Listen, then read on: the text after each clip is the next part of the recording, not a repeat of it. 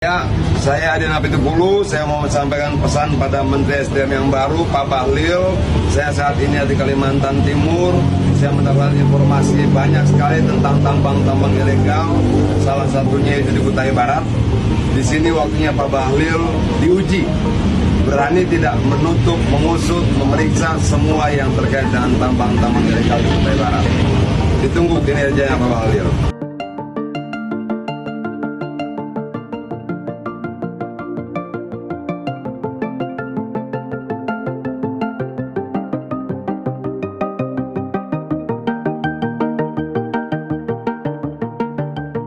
Nah, memang sangat wow sekali ya dikala di negara tetangga Vietnam PPN dari yang sebelumnya 11% saat ini diturunkan menjadi 8%. Justru di Indonesia dengan ekonomi saat ini ya dan bahkan daya beli masyarakat saat ini juga turun.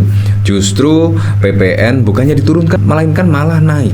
Nah, ini juga menjadi protes lah di kalangan masyarakat dan bahkan juga kritikan ini dilayangkan juga dari PDI Perjuangan. Dan bahkan saat ini Bu Susi Pujiastuti setidaknya menyoroti lah kenapa di Vietnam PPN-nya turun dari sebelumnya 11 ke 8%. Tetapi di Indonesia bukannya ketika masyarakat daya belinya menurun tetapi malah PPN-nya dibuat naik. Otomatis lah naik 12% ini pasti juga akan menyebabkan barang-barang kebutuhan pokok lainnya pasti akan naik. Bayangkan di tengah masyarakat daya beli turun tetapi PPN-nya naik. Konon katanya sih PPN 12% itu karena APBN membutuhkan dana segar dan lain sebagainya. Kalau misalkan PPN naik 12% dan membuat daya beli masyarakat malah turun drastis, bukan pemasukan yang didapat oleh pemerintah dengan kenaikan PPN 12%, tetapi malah pendapatan turun gara-gara PPN naik 12%. Ini menurut saya perlu dikaji ya. Jadi sangat penting sekali ya ketika PPN diturunkan sehingga daya beli masyarakat itu naik. Menurut saya perlu dikaji betul-betul ya kenaikan 12%. Ya walaupun Pak Prabowo pada saat lalu mengatakan kenaikan PPN 12% ini untuk barang mewah. Ya, kita tidak tahu ya implementasinya besok seperti apa. Nah, bahkan sampai saat ini juga masih digodok ya setidaknya barang apa saja yang mengalami kenaikan PPN 12%. Nah, bahkan juga dikomentari oleh Susi Pujiastuti, Pak Presiden Prabowo kalau kita mau kompetitif, mampu bersaing dengan negara lain terutama negara tetangga kita harus menyamakan beban masyarakat kita sama dengan masyarakat negara tetangga kita. Kalau tidak sama, masyarakat kita tidak akan mampu bersaing. Saya pikir Pak Airlangga Hartarto tidak betul dalam hal ini. Nah, ini sambil menyertakan artikel berita dari kompas.com, Vietnam turunkan PPN jadi 8%, Menko Airlangga beda negara beda kebijakan. Iya, tetapi ini juga membuat setidaknya masyarakat yang daya beli menurun justru akan semakin menurun ketika ada kenaikan PPN 12% ya. Nah, dari sini saya juga penasaran sih kira-kira komentar-komentarnya seperti apa ya. Nasib jadi WNI dari lahir susah mulu. Moga nanti dari Mak Lambe logikanya mau jualan lebih murah, biaya dipangkas, jadi bisa bersaing, duit jadi lebih cepat berputar. Duit berputar cepat, ekonomi bergerak juga, nggak mandek. Bu maaf sebelumnya ini hari Sabtu kan libur seperti yang sering Bawaslu katakan.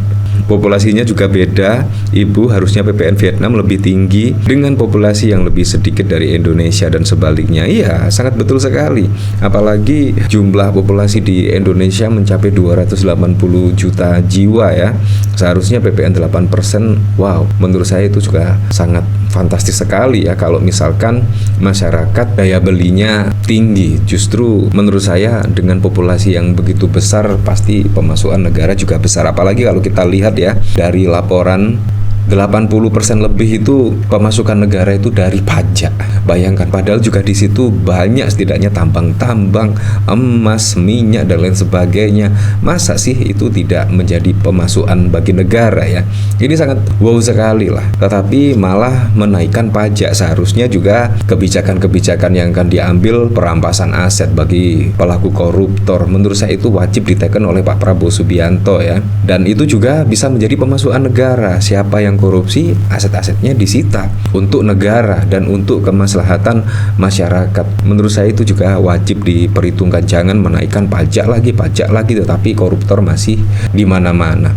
Bahkan yang cukup unik lagi ya, dari Adian Apitupulu, bahkan Adian Apitupulu setidaknya menantang Bahlil untuk segera menutup lah, yaitu tambang ilegal dan lain sebagainya. Nah, ini kalau ditangani dengan baik pasti juga akan menjadi pemasukan bagi negara. Setidaknya tambang ilegal ditutup misalkan. Karena kalau kita lihat ya, tambang ilegal ini juga bisa merugikan negara. Seperti contoh pada saat lalu ya, PT Freeport Indonesia bahkan dari audit BPK itu bahkan mengalami kerugian 185 triliun. Padahal ini PT Freeport Indonesia bahkan tidak ilegal ya. Bayangkan kalau tambang-tambang ilegal itu pasti juga akan merusak ekosistem dan lain sebagainya, dan itu juga akan merugikan negara ya. Seharusnya seperti ini juga harus dikaji betul-betul lah, sehingga tidak bocor lah, tetapi malah menaikkan PPN 12%. Ini juga sangat mengejutkan sekali ya. Badan Pemeriksa Keuangan terus memantau perizinan peminjaman kawasan hutan dan perubahan ekosistem akibat limbah hasil operasional tambang yang dilakukan oleh PT Freeport. Auditor utama Laude mengatakan hingga saat ini kementerian terkait masih menindaklanjuti hasil dari temuan BPK tersebut. Namun begitu, temuannya telah diumumkan pada Maret 2018 yang lalu. Hal itu yang terkait dengan perizinan pinjam kawasan hutan itu belum diselesaikan oleh Freeport. Freeport belum memiliki izin itu. Nah, itu yang dipermasalahkan oleh BPK sampai sekarang dalam proses tindak lanjut oleh kementerian dan lembaga terkait. Iya, KLHK, Kementerian Lingkungan Hidup dan Kehutanan, ujar dia di gedung BPK Jakarta pada 22 September. Adanya proses divestasi saham Freeport kepada pemerintah tidak otomatis menghapus kewajiban perusahaan tambang asal Amerika Serikat tersebut untuk menggunakan izin dan melakukan perbaikan pada pengelolaan limbahnya. Nah, bahkan juga PT Freeport pada 2018 yang lalu tercatat oleh BPK kerugian negara mencapai 185 triliun. Ini juga harus menjadi kajian ya, betul-betul ya. Nah, seperti ini video dari Adian Apitupulu, bahkan menantang Bahlil untuk men-stop setidaknya tambang-tambang ilegal. Ya, saya Adian Apitupulu, saya mau sampaikan pesan pada Menteri SDM yang baru, Pak Bahlil. Saya saat ini di Kalimantan Timur. Saya mendapatkan informasi banyak sekali tentang tambang-tambang ilegal. Salah satunya itu di Kutai Barat. Di sini waktunya Pak Bahlil diuji. Berani tidak menutup, mengusut, memeriksa semua yang terkait dengan tambang-tambang ilegal di Kutai Barat. Ditunggu kinerjanya Pak Bahlil. Wow, menurut saya juga sangat keren sekali ya. Dari sini dikomentari oleh Rangkapi, pernyataan pejabat beda tingkat kerakusan dan keserakahannya. Nah, ini pejabat ya. Dari Abdillah, ini benar sekali dalam konteks persaingan minimal persepsi hitungan bebannya sama, bukan berat sebelah. Terima kasih Bu Susi. Desak hutang 800T. Mereka tidak pikirin rakyat padahal ada jalan lain. Sita aset koruptor untuk bayar hutang, timah 300T. Kelola 3 juta lahan sawit ilegal, ya seperti itulah. Sita koruptor semua asuransi koruptor, TPP Gresik 40T. Aset koruptor lain masih ribuan T lagi. Ya, menurut saya itu yang paling keren ya. Dan menurut saya perampasan aset ini wajib ya setidaknya diteken oleh Pak Prabowo lah, setidaknya menerbitkan perpu kalau ditolak oleh DPR dan lain sebagainya. Menurut saya itu penting sekali ya untuk menambah pemasukan bagi negara, bukan malah menaikkan PPN 12%.